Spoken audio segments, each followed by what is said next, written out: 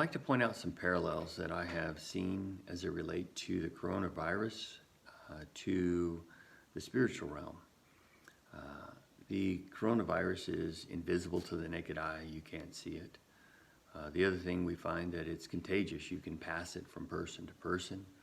We have also learned that there are mutations, and so this thing shifts and moves and changes and twists.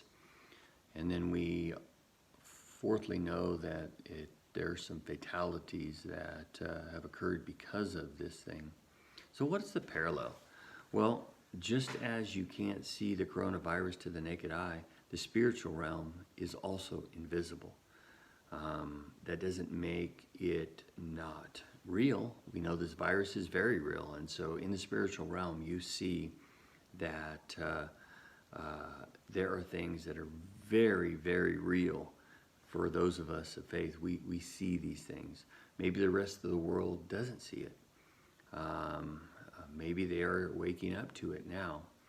The other thing is that we see that as the virus is contagious, we see that the enemy's campaign is such that he really promotes unbelief, and he also is the king of distractions, and he terrorizes through things like fear and anxiety. And I've seen that this is very contagious lately.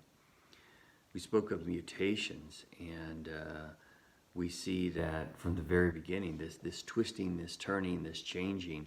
This is what the enemy did to Eve in the garden, is he took what God had said and he twisted it around.